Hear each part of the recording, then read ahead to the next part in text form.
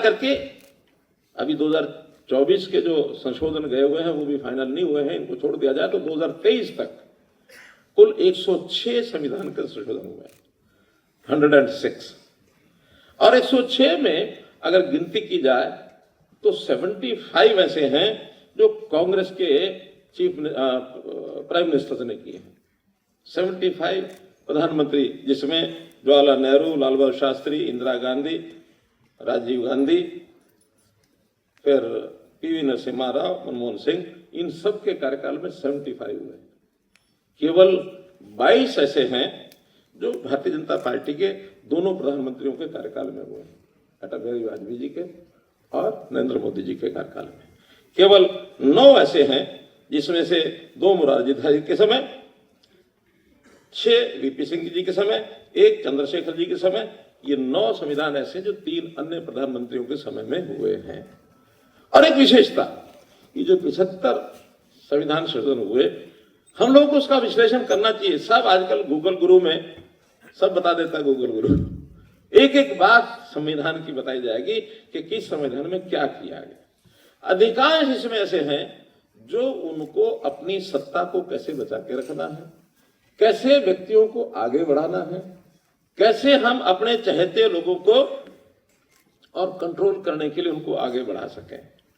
2-3 उदाहरण बताता हूं।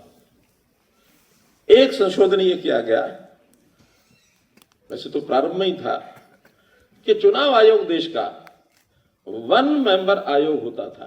दिलीप सिंह जी, अगर इस विषय में आपको पता होगा ज्यादा। 1 मेंबर आयोग था और उस 1 मेंबर आयोग को चुनता कौन था? प्रधानमंत्री। कोई भी सरकारी कर्मचारी भी हो, अधिकारी भी हो, उनको सबको पता है कि उनको सबसे ज्यादा डर किससे होता है? जो उसको किससे होता है? सुनता नहीं है, जो उसको चुनता है, नियुक्त करता है, या जो उसको हटा सकता है। सबसे ज्यादा डर उसी से होता है कि भाई ये मेरा मास्टर है, प्लीज द मास्टर, अपने मालिक को खुश रखो। जब एक प्रधानमंत्री चुनाव आयोग के एक सदस्य को नियुक्ति करेगा और वही उसको हटा सकता है, तो चुनाव आयोग किसके हाथ में गया? प्रधानमंत्री के हाथ में।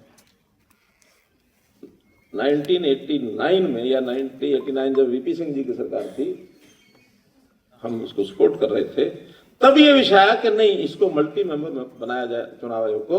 तब ये 3 मेंबरी आयोग की गठन हुआ और 3 को भी चुनने के लिए अकेले प्रधानमंत्री नहीं, प्रधानमंत्री भी शायद नेता प्रतिपक्ष भी होते हैं, स्पीकर होते हैं, ऐसे 3 लोगों की एक कमेटी ये उनको चुनती है ताकि उसमें राजनीतिक तौर पर निर्णय न कर सके। एक स्वतंत्र बॉडी है, ये स्वतंत्र बॉडी बननी चाहिए। ऐसे ही कई संशोधन कांग्रेस से किए कि जुडिशियल जो काम काज का तरीका है, जो न्यायिक प्रक्रिया की जो प्रणाली हमारी है, उसको कैसे कमजोर किया जाए। एक संशोधन ऐसा भी हुआ जब उन्होंने कहा कि संविधान की किसी भी संशोधन पर सुप्रीम कोर्ट जो कार्रवाई नहीं कर सकता। सुप्रीम कोर्ट ने बाद में उस प्रावधान को, जो संवैधानिक पीठ है, उसने रद्द किया कि नहीं, संविधान का मूल ढांचा है, इसको अगर बदलने के लिए कोई संशोधन करेंगे हम उसको उड़ा देंगे। और उसमें कई उदाहरण है इन संशोधनों में कि जब उन्होंने उनको उड़ा दिया। आपातकाल, अभी आपातकाल के समय भी देश के संविधान में लिखा हुआ है कि हर लोकसभा विधानसभा इसका कार्यकाल कितना होगा? कितना? 5 साल। उस समय के लोकसभा का कार्यकाल 6 साल किया गया। कोई प्रावधान था? नहीं था। और साथ में यह भी कर दिया कि कोई भी मुकदमा राष्ट्रपति, उपराष्ट्रपति और प्रधानमंत्री पर नहीं हो सकता। क्यों? क्योंकि उस समय इंदिरा गांधी जी के खिलाफ इलाहाबाद हाई कोर्ट ने, जस्टिस खन्ना ने, उनके चुनाव को अवैध कर दिया था। अवैध होने के बाद 10 दिन के अंदर अंदर उनको सिंहासन खाली करना था। खाली करने से पहले ही देश में इमरजेंसी लगा दी। देश की जनता इतनी जागरूक है कि जब अगला चुनाव हुआ तो देश की जनता ने इंदिरा गांधी के शासन को समाप्त करके, इंदिरा गांधी के शासन को समाप्त करना उद्देश्य नहीं था, उद्देश्य था ये जो इमरजेंसी का जो ये कंसेप्ट है इसको नकारना। उसके बाद फिर संविधान में संशोधन करके कि अब देश में इमरजेंसी नहीं लग सकती, ये भी हो गया। एक बार जब हमारा समझौता चल रहा था, बातचीत चल रही थी 1996 के अंदर, चौधरी बंसीलाल जी से समझौते की बात थी, मैं उस समय संगठन मंत्री था हरियाणा प्रदेश में बीजेपी का। तो एक बार व्यक्तिगत रूप से मैं और अकेले बैठे थे, लगा कि कुछ बातें इस मौके पर पहले कर लेनी चाहिए, बाद में विवाद बढ़ेगा, बढ़ सकता है। तो विषय क्या आया कि देखो, एक समय था आप एक खेमे में थे, हम दूसरे खेमे में थे, और अत्याचार के नाते जो काम आपने किया उससे हम सबसे ज्यादा प्रभावित हुए, वो था आपातकालीन 75-77। उस समय एक नारा चलता था कि इमरजेंसी के 3 दलाल, संजय, इंदिरा, बंसीलाल, ये चलता था। और मैंने उनको कहा, सबको पता, उनको भी पता, हमको भी पता। मैंने कहा ये नारा जब चलता था तो उस समय आपका नाम उधर आता था, हम पीड़ित खेमे में थे। ये जब मीडिया बात पूछेगी तो क्या जवाब देंगे? एक जवाब कर लेते हैं, आप भी वही करना, हम भी वही करना, ताकि बात रफा दफा कर दें, क्योंकि हम समझौते में जा रहे हैं। तो छूटते ही कहते हैं, अरे भाई ईब तो संविधान में बदल हो गया, ईब के इमरजेंसी लग गए सर। बात तो ठीक है, अब तो आगे लग ही नहीं सकती, बात खत्म। तो ये फिर बाद में संशोधन किया गया कि इमरजेंसी देश में एक अनार्किज्म पैदा करेगी। लोकतंत्र की बजाय किसी एक आदमी ने पकड़ करके कुछ भी कर दिया आप देश में, आगे लोकतंत्र खत्म, ये नहीं होगा। संविधान हमारा लोकतंत्र का रक्षक है।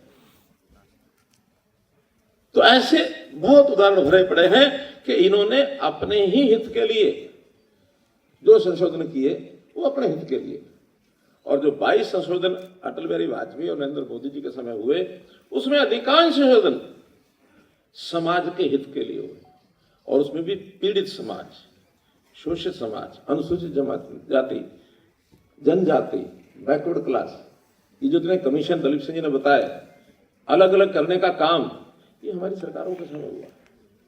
चाहे बैकवर्ड कमीशन का गठन हुआ नेशनल लेवल पर, वो मोदी जी के समय हुआ।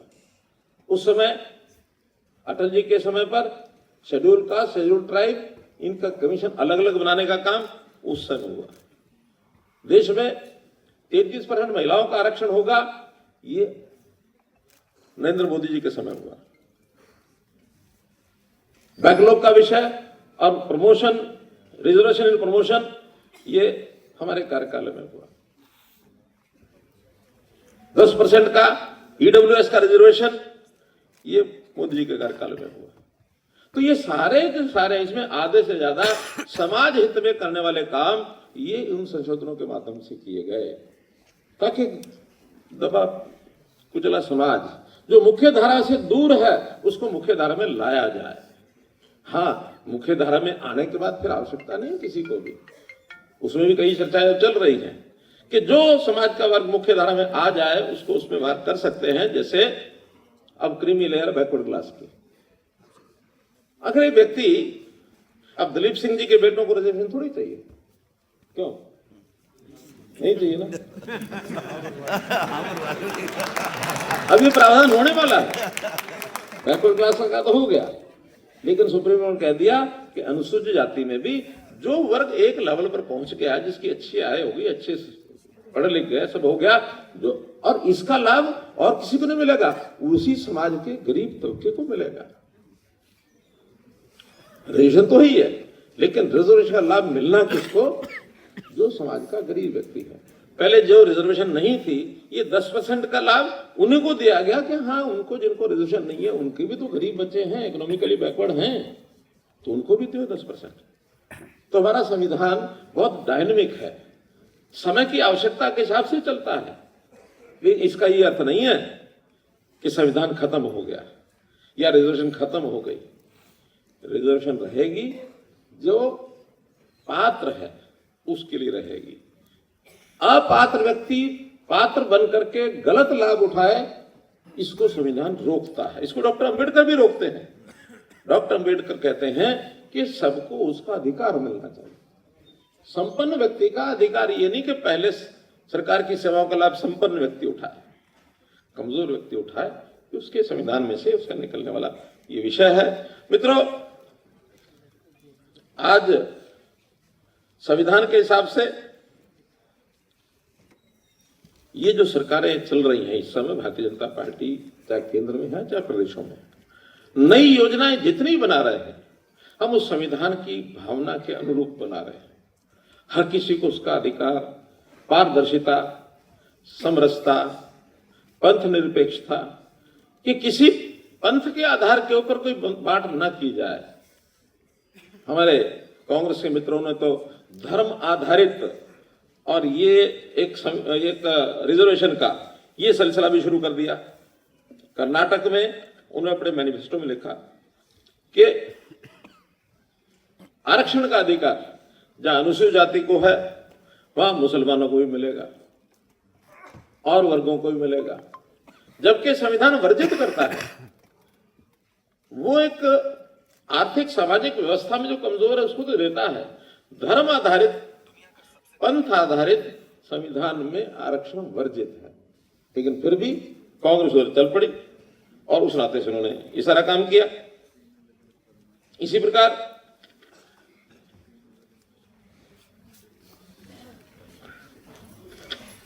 ये जो पिछड़े वर्गों के आरक्षण का विषय है, प्रारंभ में इसके ऊपर कोई तैयार नहीं था। ये तो जब शुरू इसकी बात की काका कालेलकर ने, काका कालेलकर ने एक रिपोर्ट दी जिसमें उन्होंने पिछड़े वर्गों को आरक्षण देने की सिफारिश की, लेकिन कांग्रेस ने उसको, नेहरू सरकार ने उसको उस समय निरस्त कर दिया। फिर आरक्षण के ऊपर जब बात चली तो नेहरू जी ने मुख्यमंत्रियों को एक पत्र लिखा और उस पत्र में मिल जाएगा हमको, सबको कहीं भी को लेना चाहे तो, उसमें आरक्षण के प्रति उन्होंने जो विरोध जताया, उन्होंने कहा कि यह आरक्षण जो है लोगों को असक्षम बनाएगी और असक्षमता के लिए हमको आरक्षण की ओर आगे नहीं बढ़ना चाहिए। और एक प्रकार से यानी ये जो हाशिए पर खड़े समुदाय, उनका ये तिरस्कार, ये उन्होंने उस समय किया। ऐसे ही इंदिरा गांधी ने मंडल आयोग की रिपोर्ट इसके क्रियान्वयन में देरी की। हमको बताया कि 1990 में मंडल आयोग का एक बहुत बड़ा आंदोलन और देश में खड़ा हुआ था। राजीव गांधी ने सितंबर 1990 में संसद में सबसे लंबा जो भाषण दिया, उस भाषण में उन्होंने यहां तक कहा कि अनुसूचित जाति के आरक्षण को मूर्खों को प्रोत्साहित करने वाला, ये कहा। यानी ये शर्म की बात है कि समाज के एक वर्ग को वो मूर्खों के नाम से संबोधित कर रहा है राजीव गांधी, जो देश का प्रधानमंत्री रह चुका है उस समय।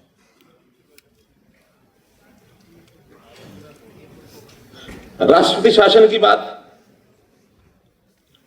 धारा 356 का दुरुपयोग कांग्रेस ने जो किया और देश में 88 बार राष्ट्रपति शासन लगाया, 88 बार। और एक ही दिन में 1980 में जिस दिन जनता सरकार हट गई, इंदिरा गांधी दोबारा से कांग्रेस में 80 में आ गई, तो उनको कोई अधिकार नहीं कि राज्य सरकारों के प्रति कुछ छेड़छाड़ करें।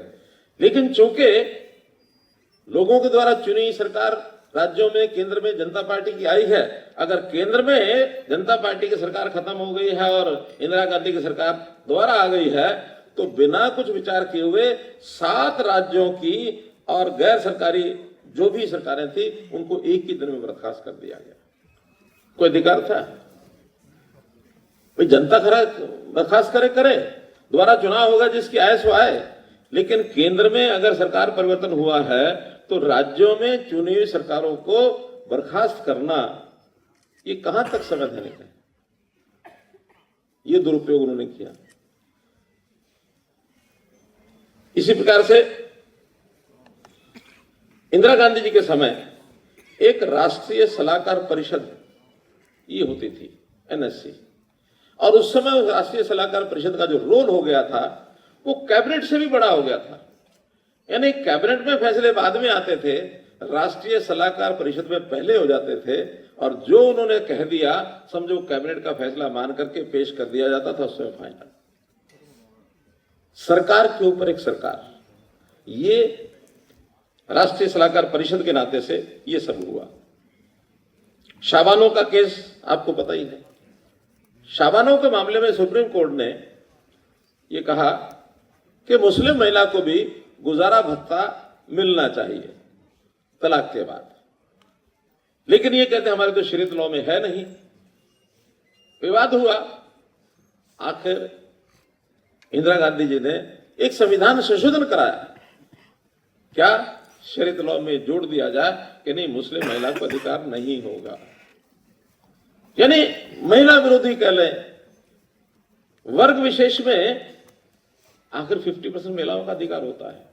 आप 50% महिलाओं को किस प्रकार से कुचला दबा जीवन, तिरस्कार का जीवन समाज में है। और वहीं मोदी जी हैं, वो कहते हैं 3 तलाक का कंसेप्ट ये खत्म कर दो और मुस्लिम महिलाओं को स्वतंत्रता मिलनी चाहिए, वरना तो पुरुषों के अधीन आकर के महिलाओं का नरकीय जीवन इस 3 तलाक में है। पुरुष को छींक आ जाए और उन्होंने कहा कि तुम रसोई के अंदर जो है मिर्चें जो है कूट रही थी, इसलिए मुझे छींक आ गई, इसलिए तलाक तलाक तलाक, और महिला से छुटकारा। इससे अपमानित जीवन हो सकता है क्या किसी हमारी बहन बेटी का? तो कितना बड़ा अंतर है। गिनाने को बहुत सी चीजें हैं मित्रों। आज इस समय पर इतना ही एक विषय रखा गया कि कांग्रेस के सरकार के संशोधन और भारतीय जनता पार्टी के सरकार के संशोधन, 14 संशोधन अटल बिहारी वाजपेयी जी के समय हुए। उसमें 33% आरक्षण, ईडब्ल्यूएस का 10% आरक्षण, पिछड़े वर्ग का राष्ट्रीय आयोग संवैधानिक दर्जा, जीएसटी लागू करना, दल बदल विरोधी कानून और विधायी शक्ति के जो बताया गया कि 15% की सीमा करना, अनुसूचित जाति जनजाति के लिए अलग से उनके कमीशन बनाना। तो ऐसे इस 14 में से गिना जाए तो 1 2 3 4 5 6 7 8 संशोधन तो सीधे सीधे सामाजिक व्यवस्थाओं को बदलने के थे। बाकी कहीं छोटे मोटे एडमिनिस्ट्रेटिव चीजें होती हैं, कहीं तकनीकी संशोधन होते हैं, वो चलते रहते हैं। लेकिन समय समय पर किस प्रकार संशोधन किए गए, और आज जो ये कहा जाता है कि ये सरकार आएगी तो संशोधन बदल देगी, बदलने का न किसी को हिम्मत कर सकता, न किसी को अधिकार है। तो आज तो मैं इतना ही कहूंगा कि देश का जो संविधान है ये हमारे लिए एक पवित्र ग्रंथ है, और इस पवित्र ग्रंथ को लेकर के डॉक्टर अंबेडकर जी का जो योगदान है, उस योगदान को भी हमको याद रखना चाहिए, समय समय पर उसके ऊपर भी अध्ययन करना चाहिए। डॉक्टर अंबेडकर जी का यानी यहां तक इन्होंने एक सीमा तक शर्मनाक कार्य किए कि उनकी मृत्यु होने पर दिल्ली में दाह संस्कार के लिए स्थान नहीं दिया डॉक्टर अंबेडकर जी को, और उनकी बॉडी को मुंबई ले जाया गया, वहां जाके दाह संस्कार किया। इनका स्मारक नहीं बनाया। नरेंद्र मोदी जी की सरकार आने के बाद पंच तीर्थ नाम से जो अंबेडकर जी के साथ जुड़े हुए स्थान है, ऐसा पंच तीर्थों की कल्पना की गई।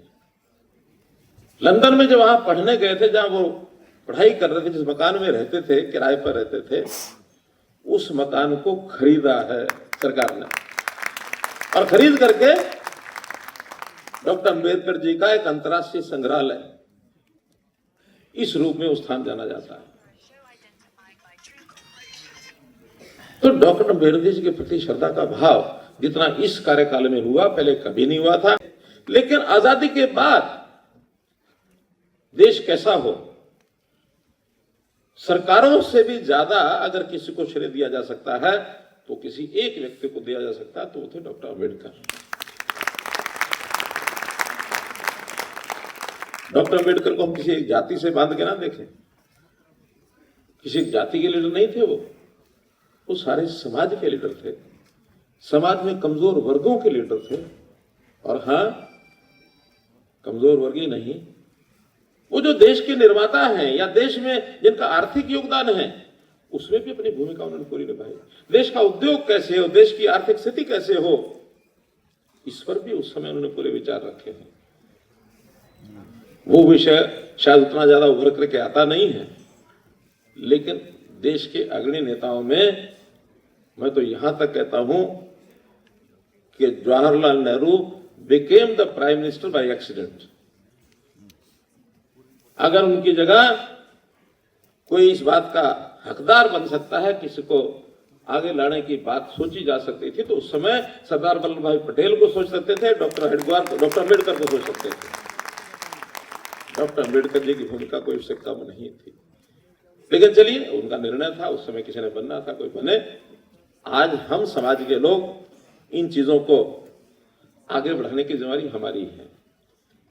इसलिए आज के विषय के प्रति हमारा सब लोगों का जो दायित्व है वो यही है कि इतिहास की उन पन्नों में जाए, समाज कैसा हो, कैसा बनना चाहिए। हो सकता है 4 कमियां आज भी हो, कोई भी चीज परिपूर्ण नहीं होता अपने आप में, कोई समय परिपूर्ण नहीं होता, कोई व्यक्ति परिपूर्ण नहीं होता, कोई विचार भी परिपूर्ण नहीं होता। ये सब चीजें डायनेमिक हैं। तो उस डायनेमिक विषय को लेकर के, ऐसे विचार को लेकर के हम सब भी हमेशा विचारों को खुला रखें, क्या ठीक है क्या गलत है। किसी राजनीति से बांधना नहीं है हमको भविष्य में आगे बढ़ना है। इस मामले में जो हमारे विचारवान विद्वान कैसा कैसा विचार रखते हैं, एक विचार आपको बताता हूं, आपको लगेगा ये कैसा विचार आया। वो कहा करते थे देश हित पहले, पार्टी का हित बाद में। कांग्रेस हमेशा अपना हित पहले सोचती है, देश बाद में। और वो देश हित पहले, इसके लिए जैसे मोदी जी तो कहते हैं कि इंडिया फर्स्ट, लेकिन एक डॉक्टर दीनदयाल उपाध्याय, पंडित दीनदयाल उपाध्याय, उनका एक किस्सा बताता हूं। पंडित दीनदयाल उपाध्याय जब जनसंघ के महामंत्री थे, अध्यक्ष बाद में बने, जब महामंत्री थे उस समय मीडिया के एक मित्र ने पूछा कि लोग तो हर प्रकार के पार्टियों में आएंगे, देखा देखी स्वभाव बदलेंगे, विचार बदलेंगे। आज कांग्रेस जिस रास्ते पर जा रही है वो तो ठीक नहीं है।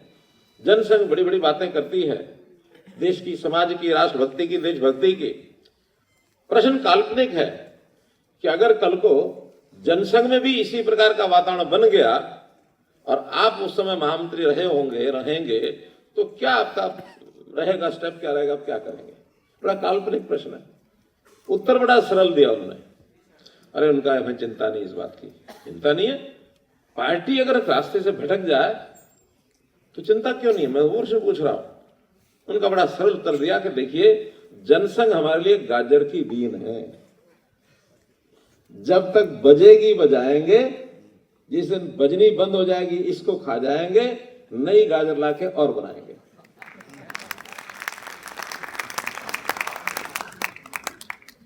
व्यक्ति या संगठन, इससे ज्यादा महत्व हमारे लिए क्या है? देश हित, राष्ट्र हित। राष्ट्र है तो सब कुछ है। राष्ट्र की सांस्कृतिक विचारधारा, राष्ट्र का हमारा जो विरासत, उन चीजों को आगे बढ़ाना, उसके ऊपर अपना जीवन खड़ा करना, ये हमारा विचार होना चाहिए सबका। आज के इस विषय में मैं समझता हूं दिलीप सिंह जी ने बहुत कुछ कहा, जो कुछ मुझे ध्यान में आया मैंने भी आपके सामने रखा, लेकिन विषय बहुत है, अपार है, और आगे बढ़े। बहुत बहुत धन्यवाद, बहुत बहुत आभार।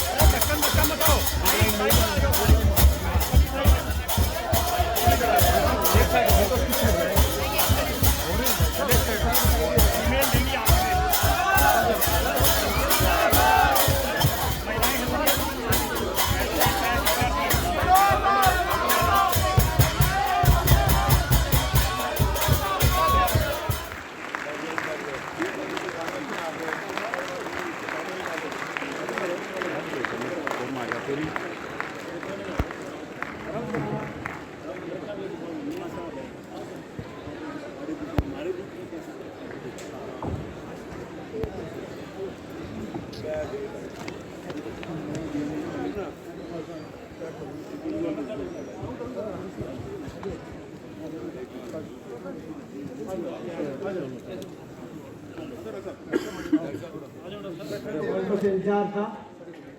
आज संविधान गौरव समारोह के उत्सव पर आप सभी लोगों की हाजिरी सम्मिलित हो। थोड़ा सा